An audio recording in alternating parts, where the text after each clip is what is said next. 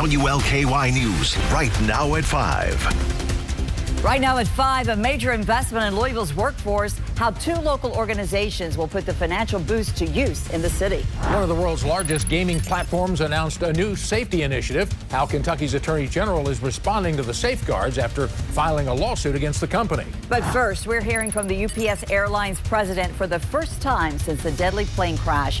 It was with the local officials when they were talking about the lasting impact from the crash of UPS Flight 2976. He revealed that the company had been in constant contact with the families of the 14 that were killed, offering emotional and financial support. WLKY's DeAndrea Turner joins us now live from the airport with more from the UPS president. DeAndrea? Hi, you guys. Well, it's been 2 weeks since this devastating plane crash claimed the lives of 14 people, and we're finally hearing from the president of UPS tonight. I want to express how deeply saddened I am, as well as our entire UPS community, about Flight 2976. UPS Airlines President Bill Moore spoke publicly for the first time since the UPS plane crashed near the Louisville airport. He says the company remains focused on everyone impacted. We've been in direct contact with each of the families, and we've been providing constant updates, emotional support, and including access to grief counseling and mental health resources.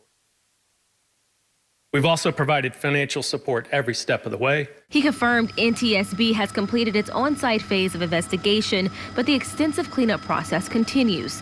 LG&E says their crews are replacing a gas pipe, which could take several weeks. Currently, we have about 90 electric customers and those 94 gas customers still affected. Environmental impacts are still being closely monitored. According to MSD, 95% of the runoff from the crash has been captured and is in the process of being cleaned up from the Louisville waterways. That equates to approximately 880,000 gallons of oily liquids and other runoff that have been removed from waterways in southwest Louisville, including in the northern ditch, the southern ditch, and Pond Creek. But they are still testing and asking people to continue avoiding the waterways in the affected area. We want folks to avoid contacting waters in any way and keep your pets away from those waterways.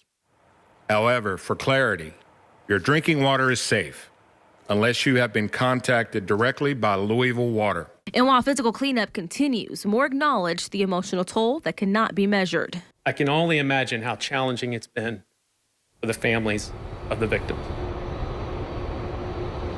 And right now, they're asking that if anyone that's been impacted by this plane crash, if you haven't already, to please go to the Community Resource Center that's set up to help those people who have been impacted by this devastating plane crash. For now at STF, DeAndrea Turner, WLKY News. Thanks, DeAndrea. There is still no definite timeline for when businesses near the crash can return. Officials say the area surrounding the crash site will open in phases. Right now, businesses south of Don Hudson Boulevard and Grade Lane are open, but not to the public. The next phase includes businesses on Knopp and Melton Avenues that were not affected by the crash and businesses west of Grade Lane.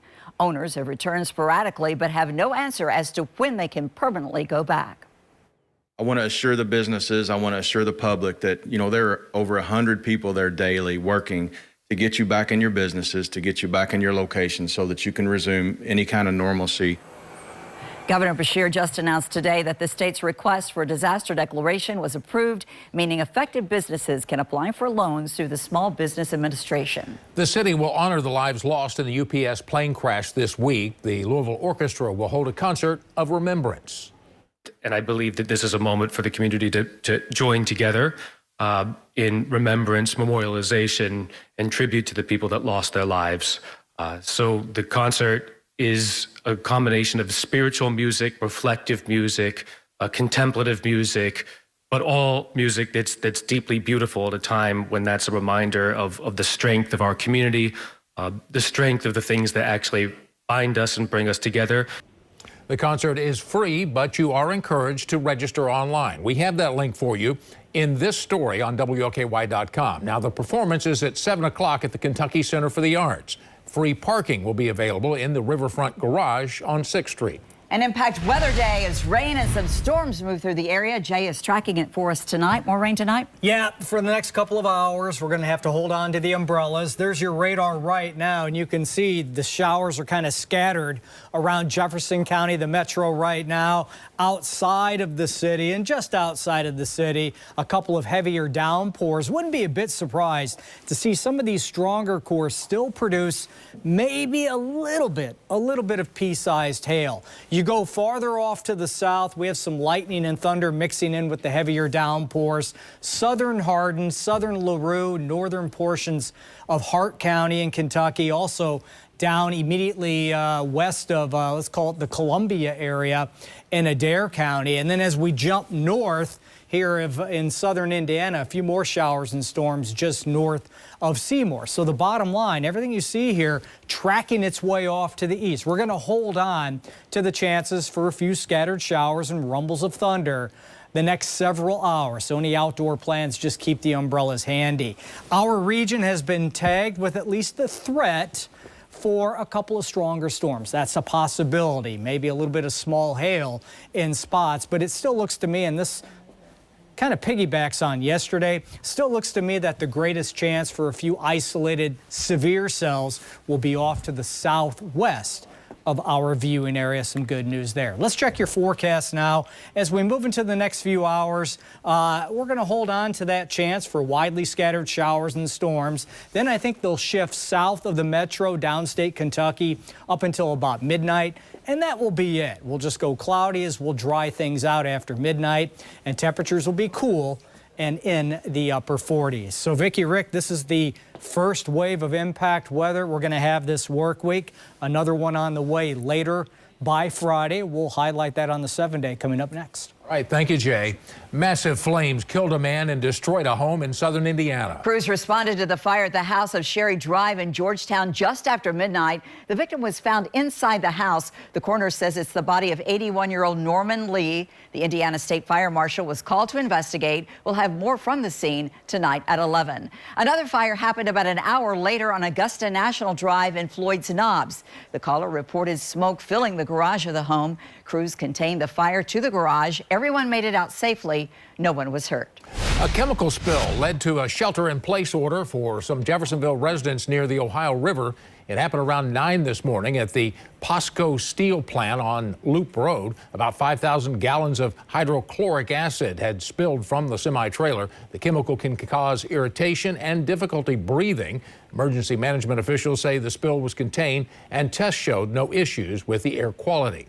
A Shively police officer hit by a car overnight is now recovering at home. The crash happened just before 3:30 on Dixie Highway and Miller's Lane while an officer was helping tow a car. Police say that the officer suffered minor injuries and was released from the hospital this morning. Investigators say the other driver stayed on scene and no charges are expected. The first hospital west of 9th Street in more than 150 years marks a milestone. Norton West Louisville Hospital is celebrating 1 year of serving the community. The facility at 29th and Broadway set out to improve residents' health outcomes and access to care. In its first year, numbers are impressive, with nearly 60,000 patient visits, 12,000 meals served through its food pantry. But some residents say Norton West is much more than a hospital. It brought more people to understand what the community needs, and they value what we needed, and they took what they heard from the community and gave it to us. The $90 million hospital employs more than 300 people.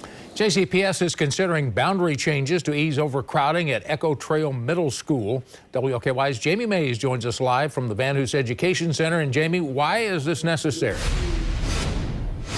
Rick, Vicki, the district says they're trying to balance enrollment and ensure a quality of education for all students. Echo Trail is currently over capacity at 117% and is expected to hit 133% next year. A proposed plan would move new students north of I-64 and west of Valhalla Golf Club to Crosby Middle School next school year. The district says there were some alternative boundary proposals which were considered but not chosen for several reasons, including the fact that they would have transferred the overcrowding to Crosby. Now, with this proposal, fewer than 100 sixth graders would be impacted, and students currently at Echo Trail would not be impacted. We're expecting to hear more on this proposal later tonight here at Van Hoos Education Center during the board meeting. Reporting live, I'm Jamie Mays, WLKY News. Thanks, Jamie. The Trump administration is moving some education department offices to other federal agencies. It comes as the administration works to dismantle the Department of Education. 6 planned agreements to be signed by the Education Department will effectively move billions of dollars in grant programs to other agencies. Most notable is one that would put the Department of Labor over some of the largest federal fund streams for K through 12 schools. Education Secretary Linda McMahon acknowledged only Congress has the power to eliminate the department. The Salvation Army is kicking off the giving season. The annual Red Kettle campaign began today. Volunteers will be ringing bells at dozens of retailers across the area now through Christmas Eve to raise money for the nonprofit. This year's goal is $1.2 million, and every donation counts. It's always amazing how the collection happens. So you're right, it can be $1. A dollar can go a long way. The Salvation Army stretches $1 like no other organization. And so whether it's $1 or $1,000 or even $10,000, you can know that the Salvation Army is doing the most good right here in Louisville by helping those who need it the most. Bell ringing volunteers are always needed as well. We have information on how to sign up on the Scene On section of WLKY.com and on our free mobile app. Coming up, a popular online gaming platform is rolling out new safeguards, how the new technology aims to protect children. The House votes to release the Epstein files. What happens next and why they may not be made public? Next on WLKY News.